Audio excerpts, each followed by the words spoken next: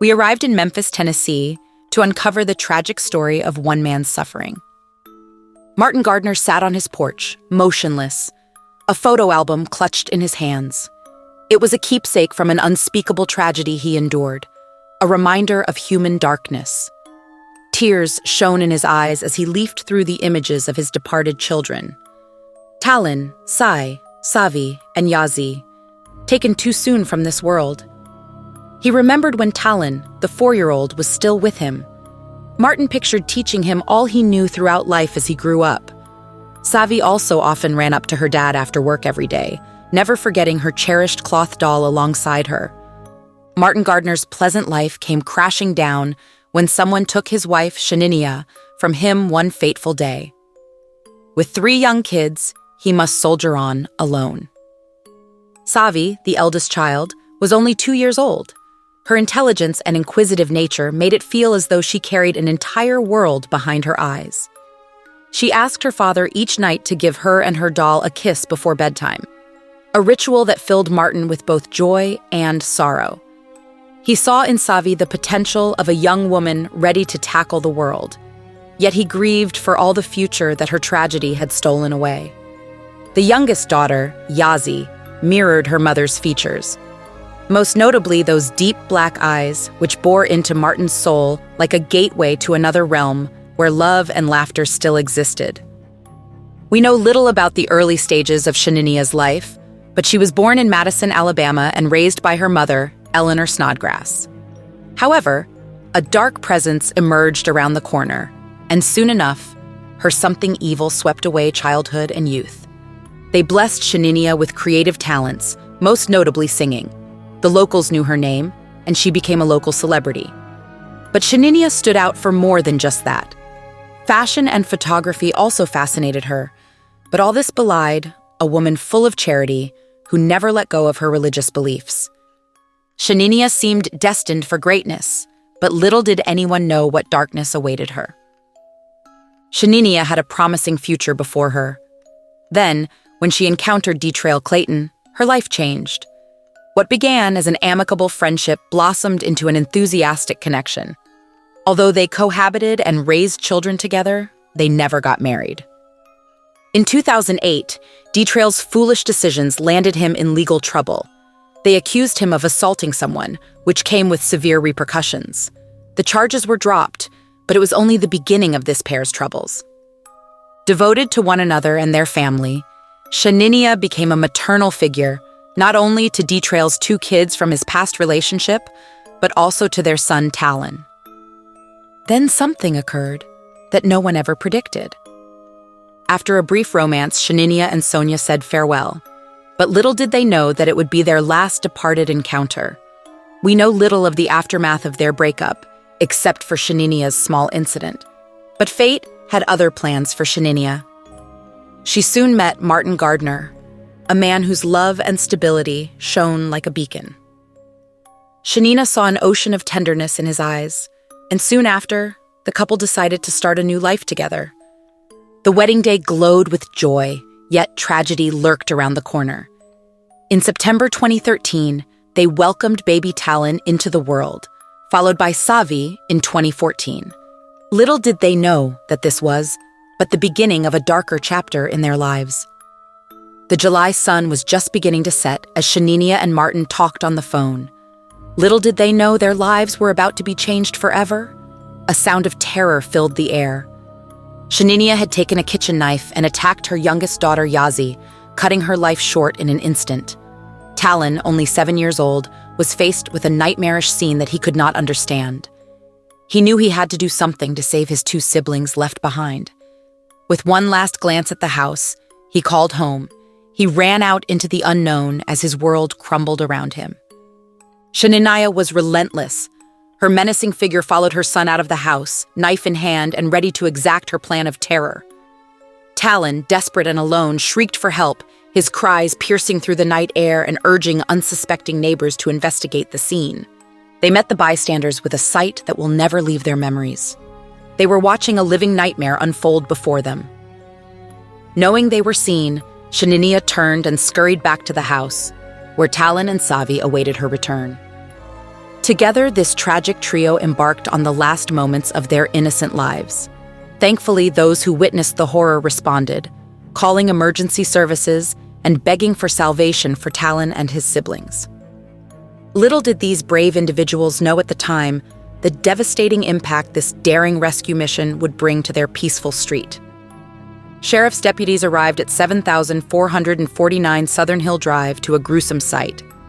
Shenia was there, motionless, and surrounded by her 4 children, whose bloodied bodies lay still. In her hands, she held a phone, dialing the number of Martin, her husband, in a strange voice. She confessed to killing her children. News of the tragedy spread throughout the neighborhood.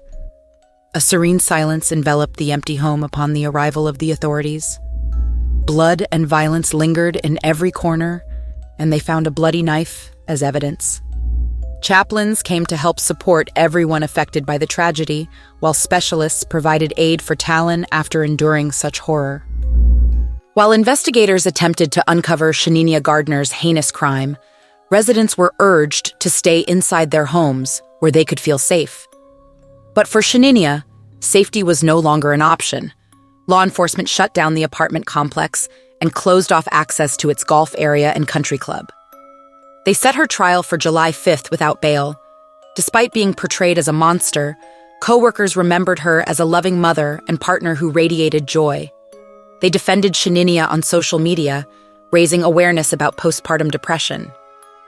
Mental health specialists explained the difference between postpartum depression and psychosis, urging society to realize such unbearable acts may be accompanied by mental illness in underserved communities with little access to mental health funding.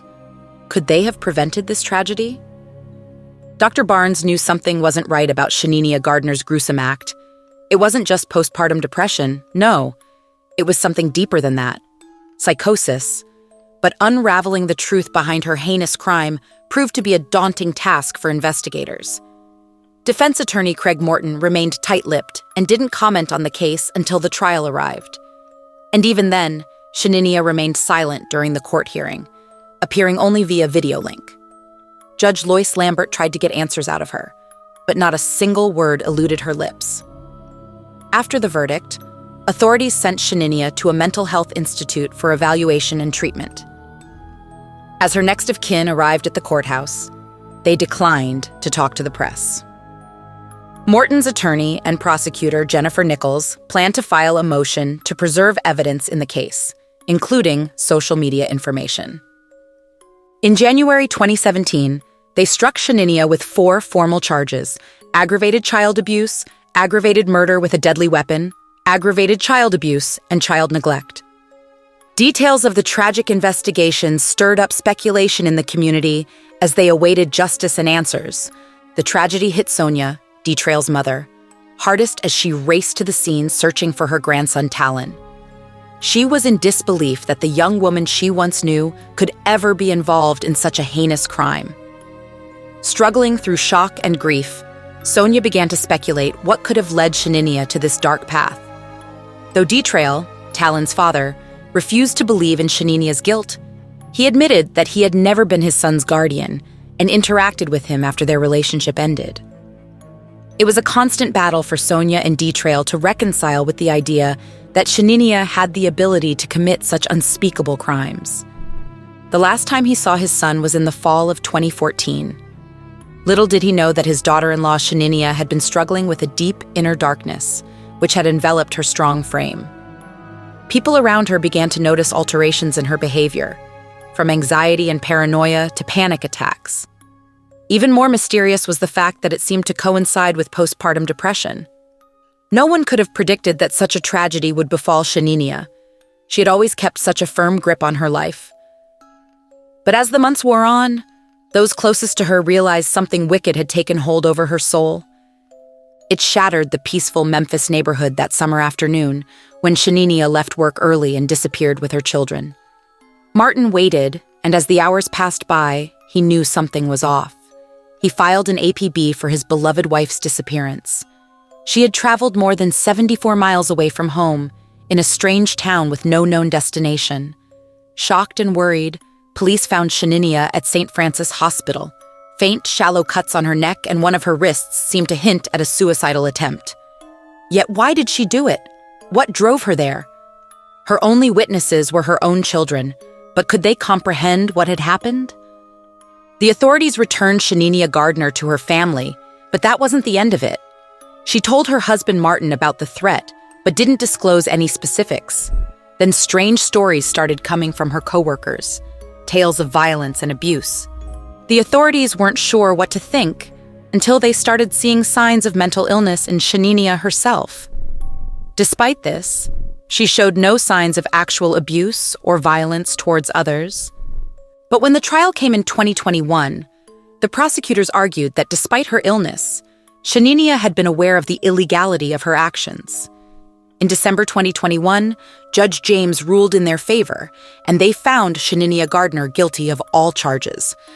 In February 2022, Shenia, 34, appeared in court for sentencing, with her husband Martin also in attendance.